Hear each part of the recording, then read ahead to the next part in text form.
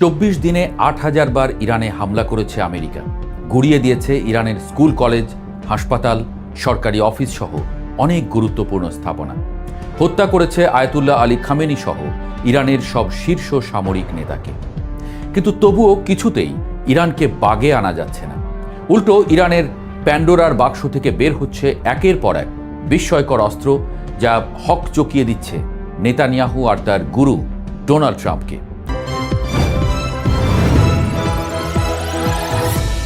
সর্বশেষ Sejjil missile, যার সম্পর্কে কিছুই জানত না আমেরিকার গোয়েন্দা স্যাটেলাইটগুলো।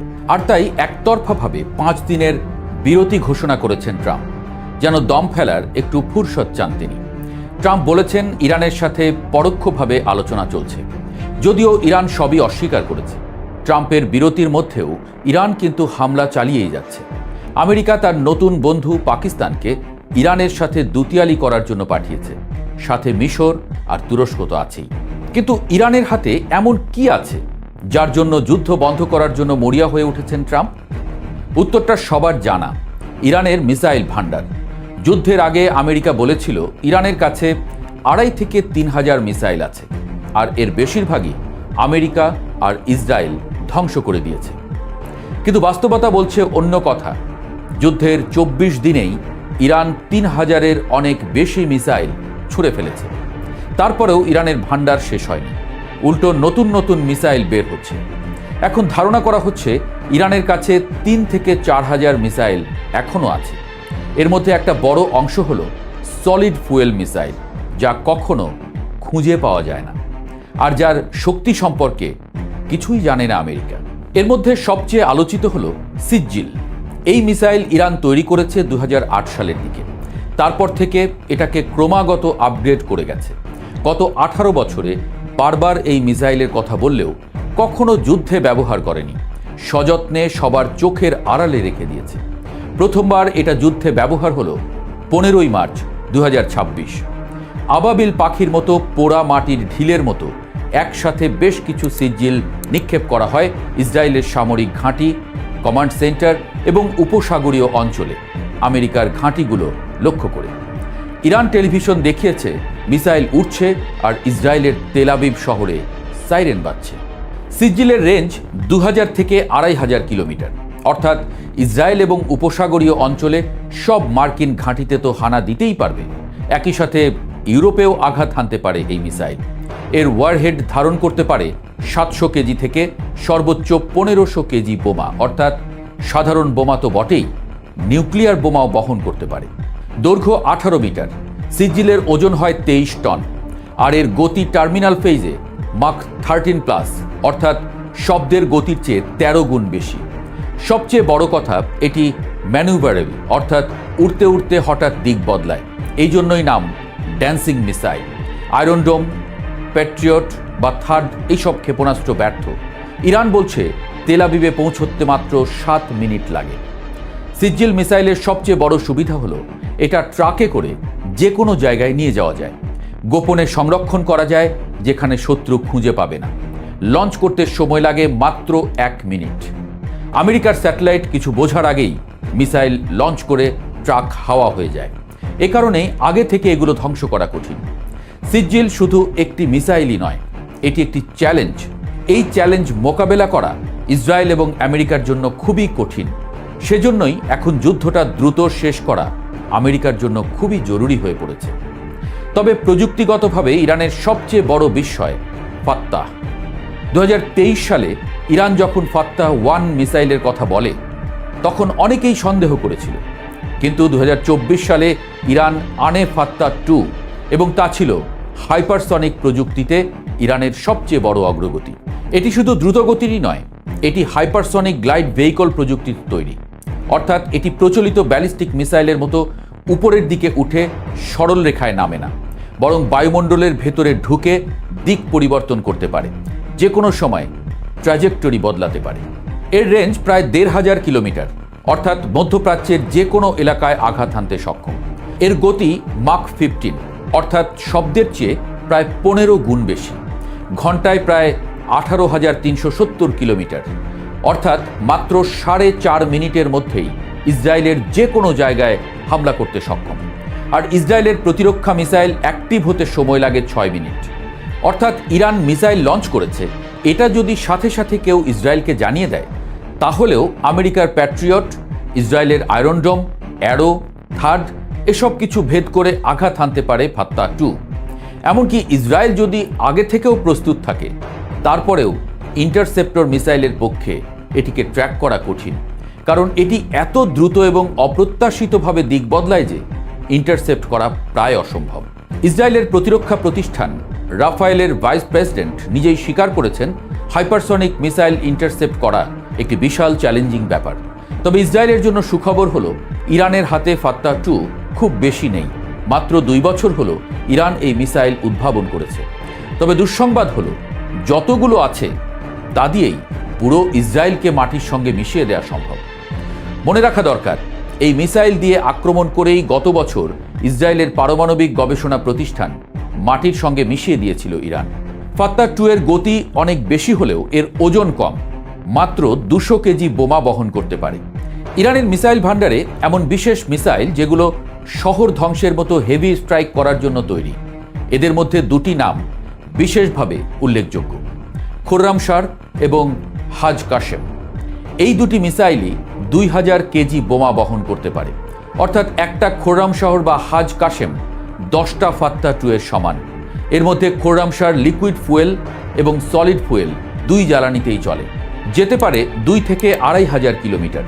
এর আরেক নাম ক্লাস্টার মিসাইল, অর্থাৎ শুরুতে একটা মিসাইল হিসেবে যাত্রা শুরু করলেও লক্ষ্যবস্তুর কাছে গিয়ে এটা অনেকগুলো ছোট ছোট মিসাইলে ভাগ হয়ে যায়। ধরা যাক ইসরায়েলের প্রতিরক্ষা ব্যবস্থা একটা খোর্রামশাহর মোকাবেলার জন্য একটা প্যাট্রিয়ট মিসাইল ছুঁড়ল, কিন্তু ইসরায়েলের কাছাকাছি গিয়ে খোর্রামশাহর 10টা মিসাইলে পরিণত হয়ে গেল। ফলে একটা মিসাইল ধ্বংস হলেও বাকি 9টা মিসাইল ঠিকই আক্রমণ করতে পারবে। এ কারণেই আমেরিকা এবং ইসরায়েলের মূল টার্গেট ছিল ইরানের খোর্রামশাহর মিসাইলের ঘাঁটি খুঁজে সেগুলো ধ্বংস করা। আমেরিকা এবং ইসরায়েল 2 দেশই এ বিষয়ে তাদের সাফল্য দাবি করেছে। এ ধরনের ভারী মিসাইলের আরেকটা ভ্যারিয়েন্টের নাম হলো হাজ কাশেম। এটাও সিজ্জিলের মতো সলিড ফুয়েল মিসাইল, অর্থাৎ এটাও খুঁজে পাওয়া কঠিন। তবে সিজ্জিলের থেকে এটা ভারী এবং বেশি ওজনের বোমা বহন করতে পারে। সিজ্জিলের মতো এই মিসাইলেও ম্যানুভারেবল রি এন্ট্রি ভেহিকল প্রযুক্তি ব্যবহার করা হয়েছে, যা শেষ পর্যায়ে ট্র্যাজেক্টরি বদলাতে পারে। ইরানের মিসাইল ভান্ডারে নির্ভুলতার নাম খাইবার শেকান। খাইবার যুদ্ধের স্মৃতির স্মরণে তৈরি এই 4G মিসাইল ইরানের সবচেয়ে আধুনিক প্রযুক্তিতে তৈরি। এটা ইরানের সবচেয়ে হালকা মিসাইলগুলোর মধ্যে একটা, এবং এটাও সলিড ফুয়েল দিয়ে চলে। ইরান একে বলে অদৃশ্য মিসাইল। এর অনেকগুলো কারণ আছে। প্রথম কারণ, এটা খুব অল্প জায়গায় রাখা সম্ভব। একটা বাইসাইকেল রাখতে যতটুকু জায়গা লাগে, প্রায় ততটুকু জায়গাতেই লঞ্চার সহ এই মিসাইল রাখা যায়। যে কোনো ঘরে, যে কোনো স্থাপনায় লুকিয়ে রাখা সম্ভব। আর দ্বিতীয় কারণটি, এটা হালকা বলে এটা চোখের নিমেষে শত্রুর নিশানায় হামলা করে, কেউ কিছু বুঝে ওঠার আগেই।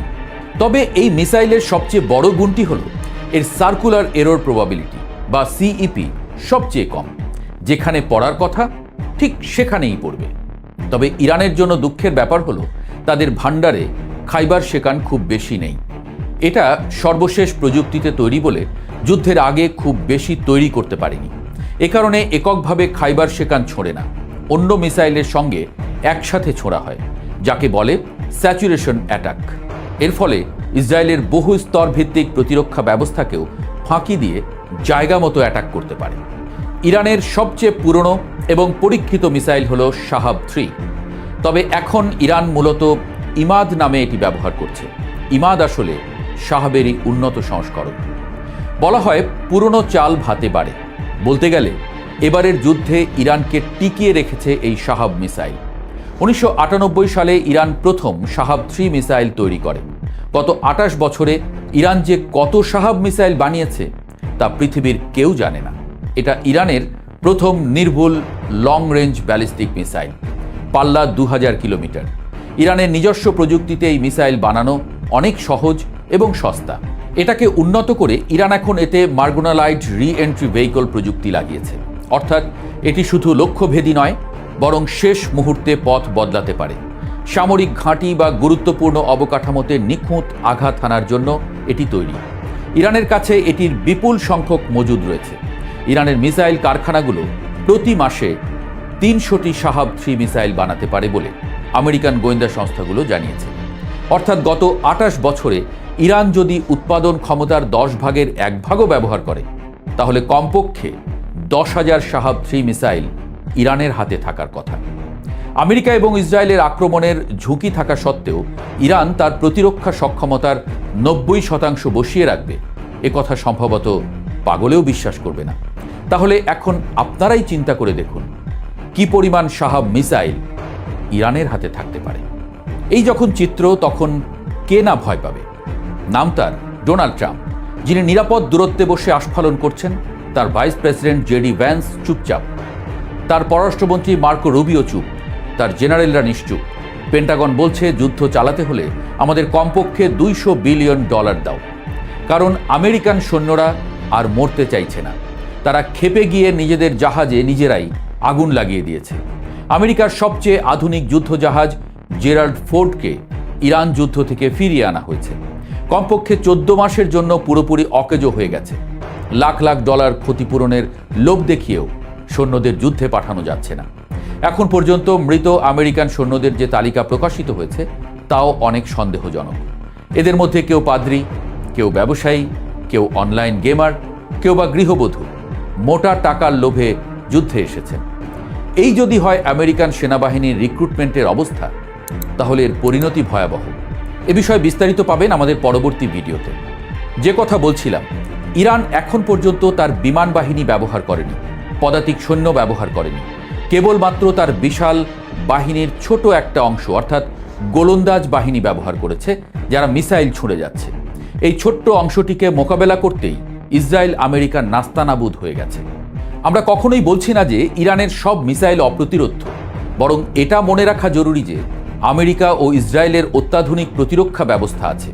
ইসরায়েলের আয়রন ডোম, ডেভিড স্লিং, অ্যারো সিস্টেম, এগুলো বিভিন্ন পাল্লার মিসাইল ইন্টারসেপ্ট করার জন্য তৈরি।